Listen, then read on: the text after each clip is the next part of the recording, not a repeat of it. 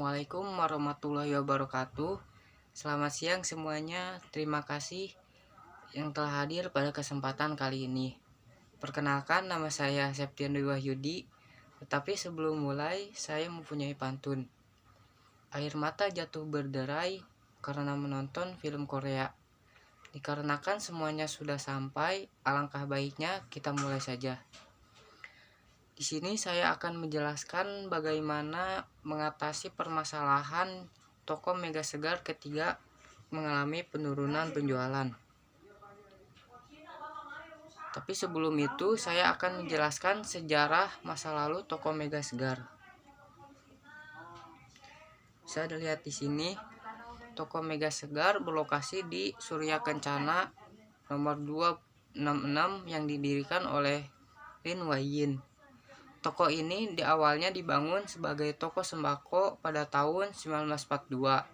Namun pada tahun 1967, pemiliknya memutuskan untuk mengubah konsep toko dengan menjual berbagai item fashion. Toko Mega Segar telah beroperasi selama sekitar 56 tahun dan terkenal dengan produk asli dan jauh dari kata KW. Permasalahan yang harus dihadapi toko Mega Segar yang dapat mengurangi penjualan yaitu yang pertama, tren fashion terkini.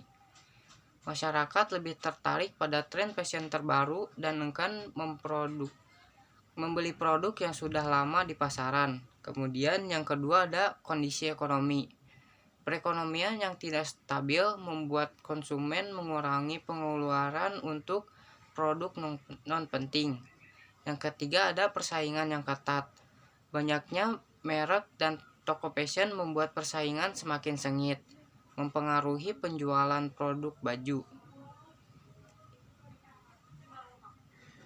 Saya memiliki solusi untuk meningkatkan penjualan dengan melakukan strategi bisnis. Yang pertama itu ada merancang struktur organisasi, mendirikan tim khusus yang bertanggung jawab untuk menangani segala aspek produksi hingga pemasaran. Hal ini membuat proses produksi menjadi lebih efektif dan efisien. Kemudian yang kedua ada menggunakan teknologi canggih. Perkembangan teknologi yang semakin canggih dapat dimanfaatkan untuk memudahkan proses produksi dan mendukung promosi produk agar lebih dikenal oleh semua pihak. Kemudian yang ketiga ada mengetahui tren fashion.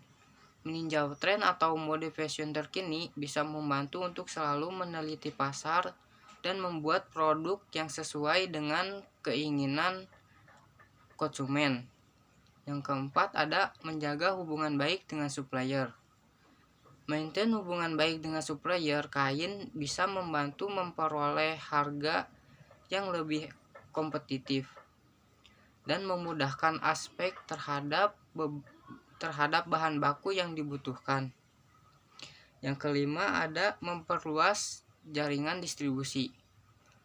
Memperluas jaringan distribusi produk baju dengan membuka toko baru di lokasi strategis dan bekerja sama dengan berbagai retail terkenal dapat memperluas pasar. Yang keenam ada penjualan online. Memberikan kemudahan bagi konsumen dengan melakukan penjualan secara online dengan memberikan fasilitas seperti chat, diskon, dan layanan pengiriman gratis. Memberikan pengalaman belanja yang menyenangkan. Karena toko Mega Segar ini masih melakukan penjualan di toko, maka ini ada tips memulai bisnis online. Yang pertama itu ada pilih niche pasar yang spesifik. Dengan memilih niche pasar yang spesifik yaitu untuk menarik pelanggan yang tertarik pada produk baju di toko Mega Segar. Yang kedua ada bangun branding yang kuat agar bisnis ini dikenal dan diingat oleh pelanggan. Yang ketiga ada gunakan media sosial dan platform e-commerce yaitu untuk memasarkan dan menjual produk baju. Yang keempat ada perhatikan kualitas produk dan layanan agar mendapatkan ulasan positif.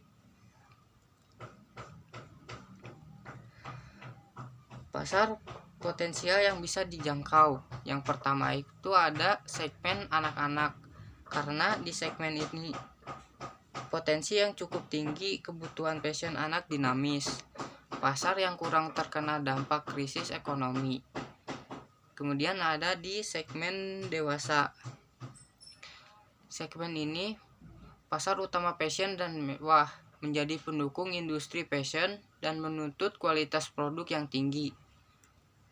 Kemudian ada di segmen lanjut usia. Di segmen ini potensi pasarnya cukup besar dan terus bertambah, mencari pakaian yang tepat dan nyaman.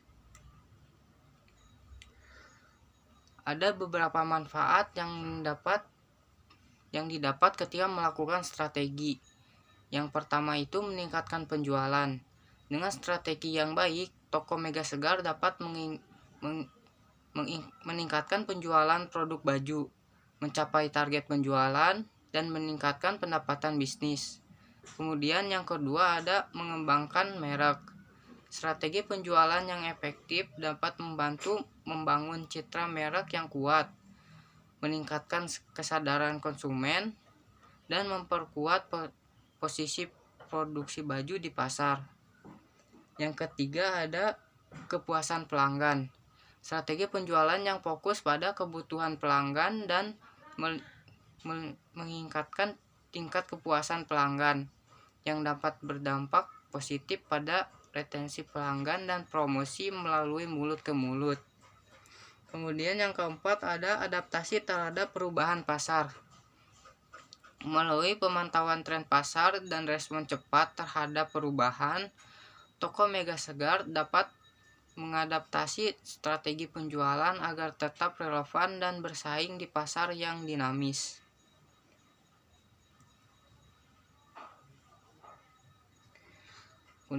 Yang akan dilakukan toko Mega Segar di masa depan yaitu yang pertama ada penjualan online.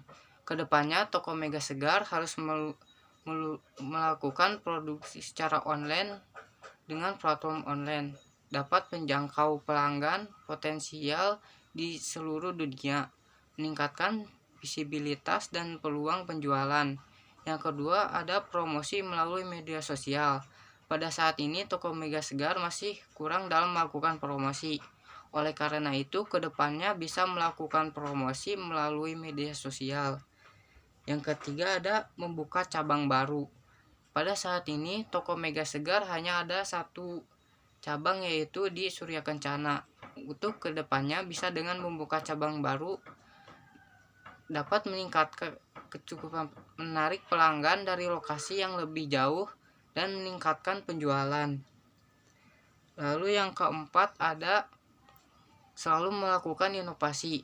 Kedepannya toko Mega Segar harus terus melakukan inovasi, tidak hanya dari satu segmen saja, tetapi di segmen anak-anak, dewasa, dan lansia pun harus terus melakukan inovasi. Kemudian harus mengikuti tren fashion dalam dunia fashion. Mungkin itu yang dapat saya sampaikan. Ada yang ingin ditanyakan atau memberi masukan terhadap apa yang saya sampaikan? Jika tidak ada, terima kasih atas perhatiannya. Wassalamualaikum warahmatullahi wabarakatuh.